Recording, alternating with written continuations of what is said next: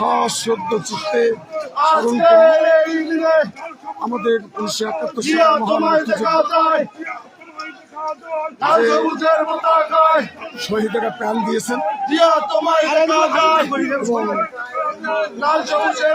আমাদের 30 লক্ষ প্রাণ হারিয়েছে এবং অগণিত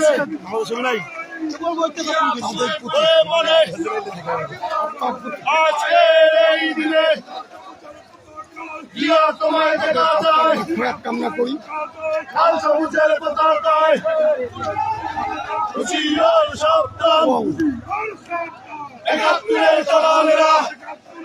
আজকে বাংলাদেশের সারা দেশব্যাপী এক বর্ণাঢ্য বিজয় শোভাযাত্রার আয়োজন করা হয়েছে।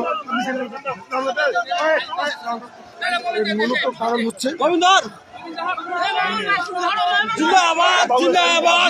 দেশবাসীকে আজকে এই 2025-এর 16ই ডিসেম্বর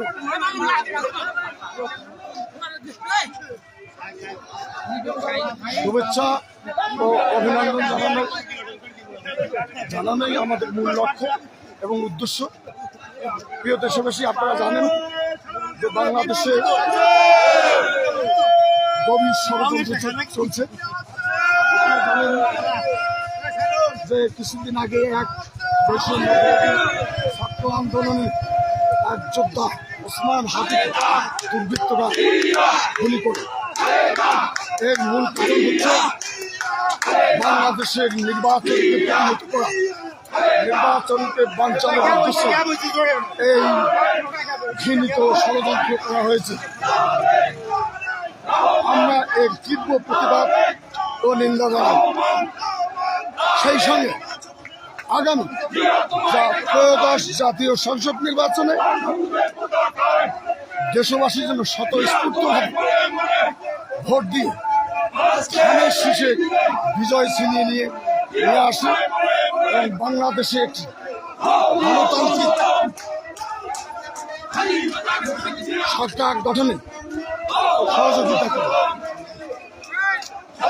এই উদ্দেশ্যে দেশবাসীকে জানান দিতেই আজকে বিএনপির এই বর্ণাঢ্য শোভাযাত্রা আয়োজন করা হয়েছে। সেই সঙ্গে বিএনপির ভারপ্রাপ্ত চেয়ারম্যান দেশনেতা তারেক রহমানের